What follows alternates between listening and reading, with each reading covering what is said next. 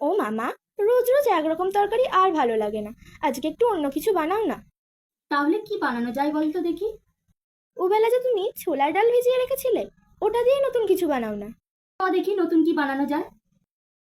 ছোলার ডালগুলোকে ভিজিয়ে রেখেছিলাম, কুকারে ছোলার ডালগুলো দিয়ে দিচ্ছি। ওই বাটিরই হাফ বাটি জল দিয়ে দিচ্ছি। দুটো টমেটো ধুয়ে দিয়ে দিচ্ছি।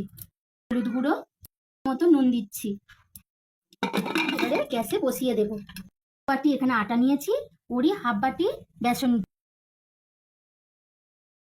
জোয়ান নিয়েছি, এইভাবে ঘষে দিয়ে দিচ্ছি।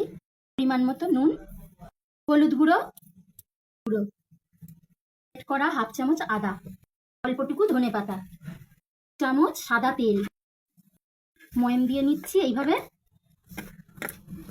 অল্প অল্প জল দিয়ে একটা ডো বানিয়ে নেব।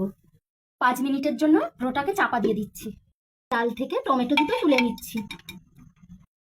তা দিয়ে এইভাবে ডালটাকে ঘেটে নিচ্ছি যাতে ডালটা পিষে যায়। হয়ে গেছে। সাইজের লেচি করে নিয়েছি, এটা দিয়ে বেলে নিচ্ছি বেলন দিয়ে। এভাবে বেলে নিয়েছি, এটা কেটে নেব। সমান এভাবে চৌকো করে শেপ দিয়ে নিয়েছি, এবারে কেটে নেব। এবারে এইগুলোকে এইভাবে তুলে নেব। তুলে একটা করে এইভাবে শেপ দিয়ে নেবো। একটা ফুলের আকার হয়ে গেল, দেখো কত সুন্দর। দেখিয়ে দিচ্ছি, দেখো এইভাবে, এই দেখো এইভাবে সবগুলোকে করে নেব। এইভাবে সবগুলোকে করে নিয়েছি। কড়াই গরম হয়ে গেছে, এর মধ্যে গোটা জিরে দেব আর হিং দেব। সিদ্ধ টমেটো পেস্ট করে নিয়েছি, দিয়ে দেবো। 1 চামচ ধনে গুঁড়ো দেব, পেস্ট করা আদা, কাঁচা লঙ্কা কুচি, লাল লঙ্কার গুঁড়ো, হলুদ গুঁড়ো।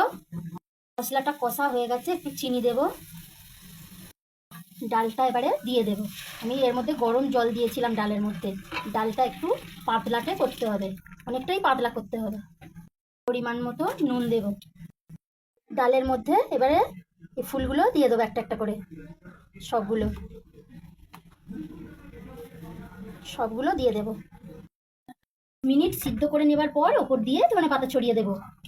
এটা পুরো তৈরি হয়ে গেছে, কত সুন্দর দেখো ফুলগুলো। ব্যাস তৈরি হয়ে গেল নতুন রেসিপি।